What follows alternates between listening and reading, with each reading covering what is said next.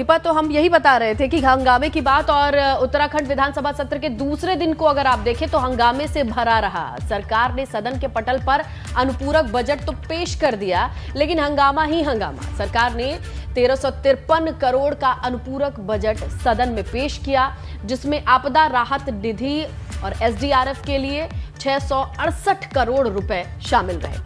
बिल्कुल, इस नेता पर्यावरण निदेशालय के तहत विभागीय सब्सिडी के लिए 10 करोड़ रुपए। अब विस्तार से आपको बता रहे हैं इसकी हाइलाइट्स।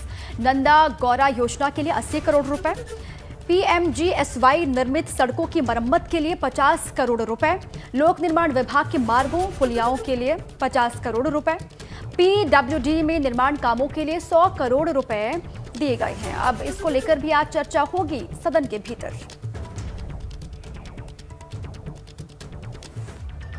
अच्छा दीपा, विधानसभा सत्र को जब हमने देखा तो इस दौरान रोजगार का जब मुद्दा सामने आया तो खूब हंगामा हुआ।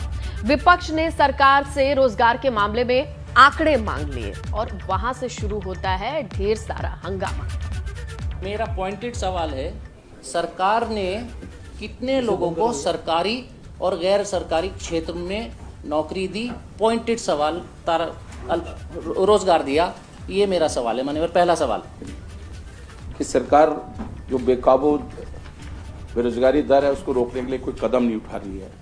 मुझे कहते हुए गर्व हो रहा है माननीय अध्यक्ष जी कि उत्तराखंड पूरे देश के जो 27 राज्य उनमें उत्तराखंड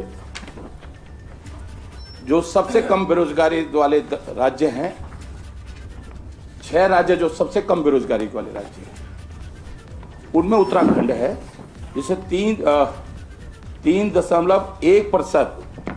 और माननीय अध्यक्ष जी, जो रिपोर्ट, जिस रिपोर्ट की बात आपने की है, उसी रिपोर्ट के आधार पर मैं ये बात कह रहा हूँ।